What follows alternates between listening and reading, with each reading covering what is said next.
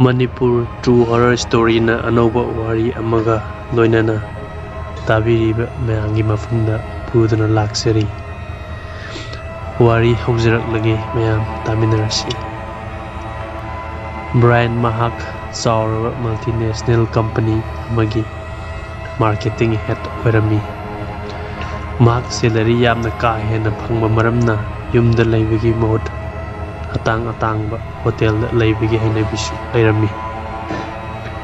Nomadi mahakki yamna maru oiba client haibadi customer ama unanabagi yumlomda mahakki personal driver aduga mahakki car aduda halaklami.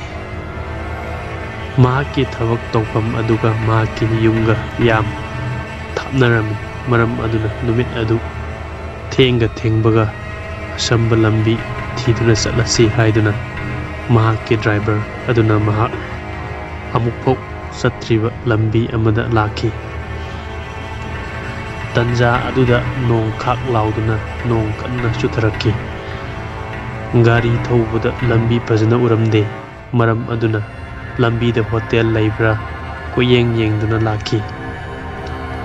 Tanchana lambi mapan aduda hotel ama thengnaki.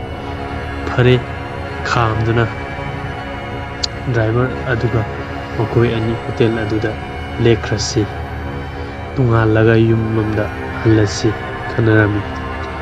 Brian na driver aduda nang ngahtang leiramu mak sanglaga room adu yenglaga nang kawulaki ramlaga mahak hotel aduda sangki. Brian na changbaga receptionist adu thengnaki.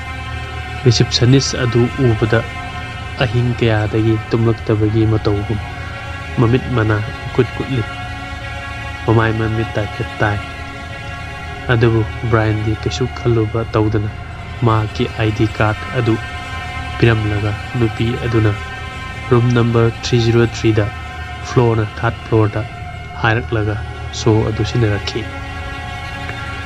Brian na lift adu sanglaki third floor da kanabagi thong lunsinaba button adu namki.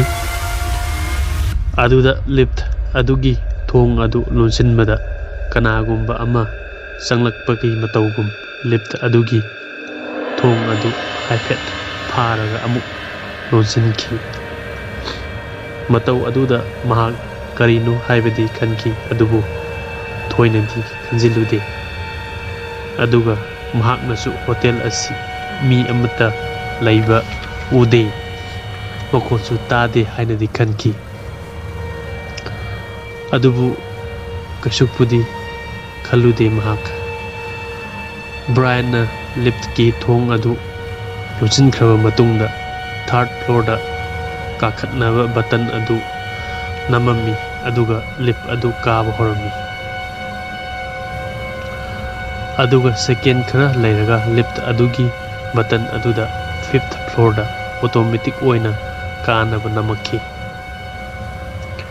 Mahak ngakhi aduga amuk mahakna third floor dagi button da amuk namki.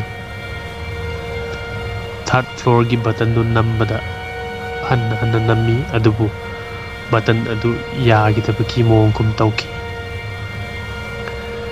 Matam adudadi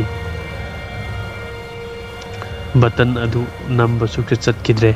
Tanja aduda kanagumba ama lift aduda leibagi mongda mahakki oina thangba manakong ngaksham aduwaida sor sangna honbagi nungkit saum phangki. Mahak swai lauki. Mahak ki bahorki lift ki button adusu yadabadagi 5th floor tamna kaba horomki. Tanja aduda lift ngaliba mai adusu mutki.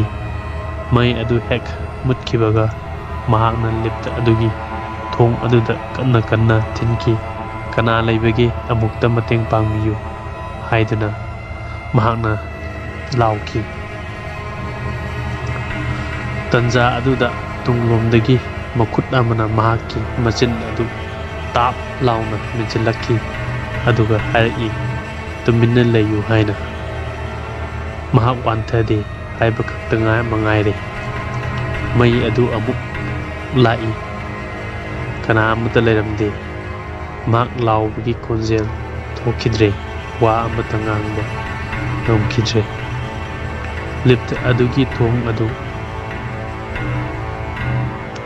matanda hangtoraki masa thak niktuna staircase adudagi kanna chintaraki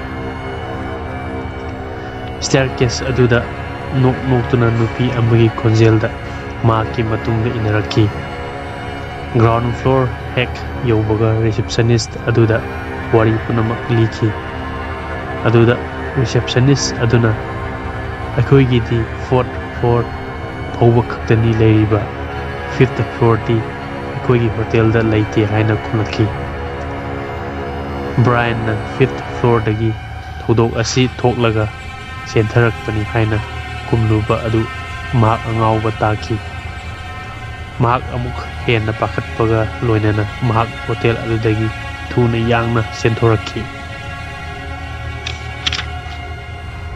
aduga mahakki driver aduda car thong hanglo haiduna car manungda sanglaki mahakki driver aduna sar asuk kuiriba karigino aidi ngehak tumlure haina mongonda hanglaki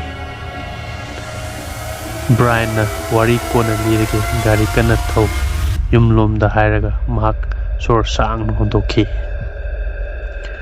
mahak na mahakki car gi mingsel aduda yenglubadadi tunglomda hotel gi gate mapada receptionist nupi aduga mahakki manakta awangba masam yamna sangba musuk mubi nupi amaga leminaduna munna yengduna leoki numit adudagi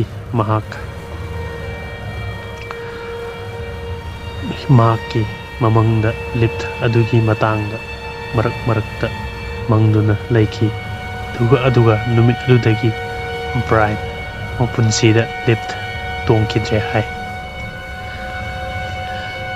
wari asi matang asida losinjare anova video amagidamakta mayam like subscribe tauba kaubiganu tabiriba mayambu kurumjari